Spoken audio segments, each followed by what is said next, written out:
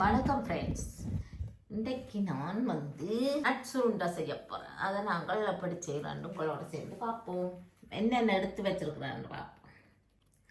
பேரிச்சம்பழம் 50 கிராம், பாதாம் பருப்பு 50 கிராம், முந்திரியை வத்தல் 50 கிராம், இல்லை திராட்சை திராட்சை எல்லாம் முந்திரி 50 எல்லாம் 50 கிராம் தானே. எள்ளு 50 கிராம், சூரியகாந்தி விதை 50 கிராம், ஏலமும் 4 போட்டு வச்சிருக்கேன். வால்நட் அரைச்சபடி இருக்கிறபடியா அதுலேயும் 50 கிராம். எப்படி செய்கிறேன்னு பார்ப்போம். நெய் தேவையான அளவு நிறைய இல்லை, பெண் வாசனைக்காக சொட்டு விட்டு வறுத்தா நல்ல வாசனையாக இருக்கும். அதற்காகத்தான் நெய் எடுத்து வச்சிருக்கேன். கச்சானும் போடலாம். நான் இன்றைக்கு கச்சான் போடலாம். கஜுவை வறுத்து எடுத்து வச்சு கொஞ்சம் ஆறுன அப்புறம் தான் இது இப்படி செய்கிறோம். அரைக்க நல்லா வாசனை மட்டும் வறுப்போம்.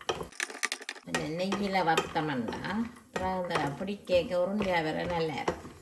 நட்ஸ் எண்ணெயிலையும் பெறலாம் தான். ஒவ்வொரு நாளைக்கு ஒவ்வொரு உருண்டை சாப்பிட்டா நல்லா. இப்போ கஜு வறுபட்டு ஆகலம் வறுக்க தேவையில்லை, ஒரு அளவாக பாதாம வறுப்போம். போட்ட நெய்யிலே அந்த எண்ணெய் தன்மை இறக்குத்தானே, அப்புறம் பாதாமே அதிலேயே வறுக்கலாம். பாதாம் முதல் இருக்கும் வறுக்காமல் செய்தேன்னா இப்போ இருக்கும் வறுத்து செய்துப்பா.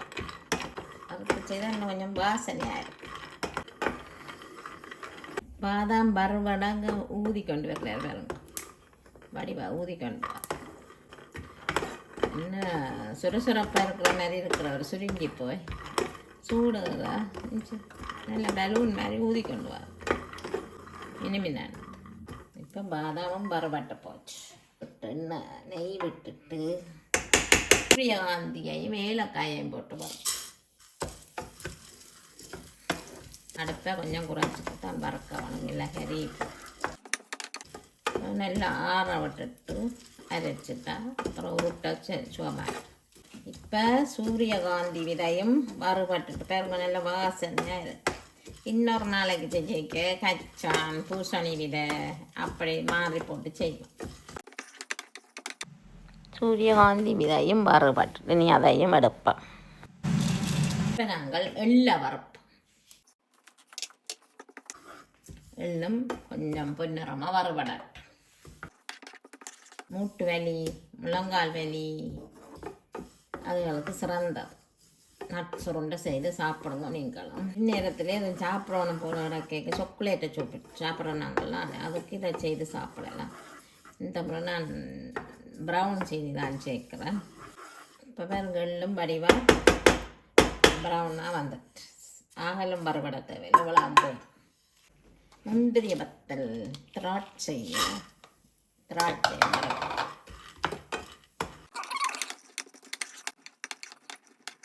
முந்திரி வத்தலும் எடுத்தாச்சு. வால்நட்டையும் இருக்க சாத்து இந்த வருந்தட்டியில் போட்டு ஒரு பாட்டு இதுகளை பச்சை அரைச்சா இன்னும் நல்ல ஆரோக்கியம். ஆனால் பிள்ளைகளுக்கு அந்த பச்சையாக அரைச்சா பிடிக்குது இல்லை. இப்படி செய்து கொடுத்து பார்ப்போம். என்ன சாப்பிடலாம் இல்லையோ. தனியாக பேரிச்சம்பழமே போடலாம். இந்த பிள்ளைகளுக்கு பேரிச்சம்பழம் பிடிக்கா. அப்போ இப்போ போட்டதும் தெரியக்கூடாது, போட்டதும் போடாத மாதிரி கொடுக்கணும். தேங்காய்ப்பூ மாதிரி கிடா பாருங்க, தேங்காய்ப்பூவும் போடலாம், விருப்பம் வேண்டாம். நான் இப்போ தேங்காய்ப்பூ அதில் வேலை சேர்ப்பேன். இப்போ எல்லாம் வறுபட்டு போச்சு. இனி ஆறட்டும். பேரிச்சம்பழத்தையும் இந்த நெய்யில் போட்டு வறுப்போம். இப்போ நல்லா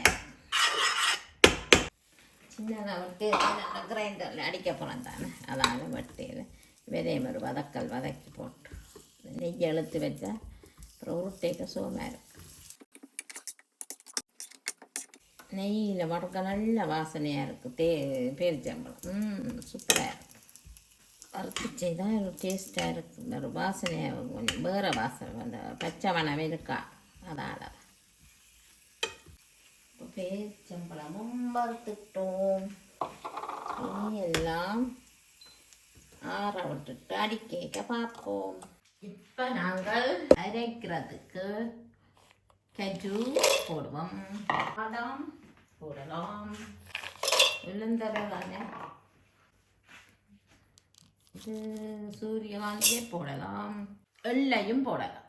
போட்டுட்டு ஒரு நறுவல்லோ 2 அடி அடித்தா கொஞ்சம் கொஞ்சம் நறுவல் திருவலாம் மாவா இருப்பாருங்கோ இப்படி அரைஞ்சு. இப்போ இதுக்கு சீனி அளவுக்கு சீனி மூடவே கலவாக போடுங்கோ.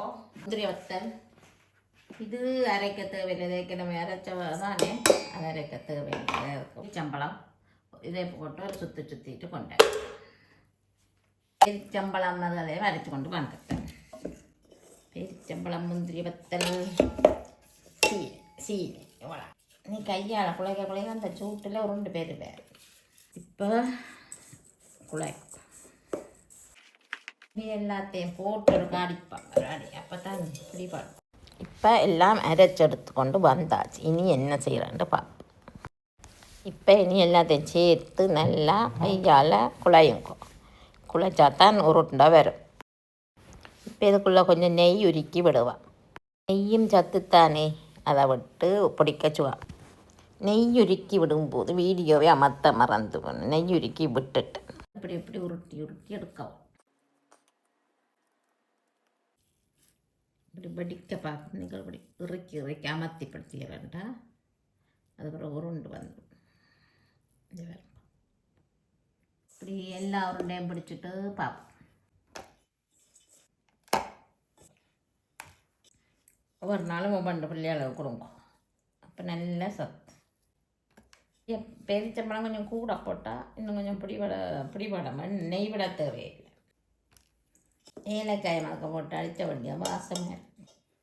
ஏலக்காய் போட்டால் சுவி பாட்டுக்கும் நல்லா தானே.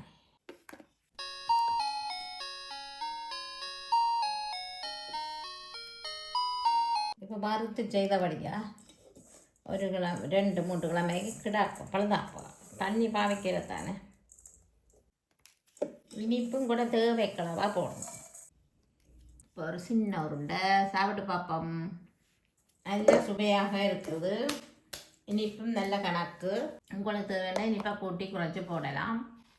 எனக்கு ஓகே. இனிப்பு சுவையான சத்தான நட்ஸ் உருண்டை தயாராகிடுச்சுது பாருங்கோ.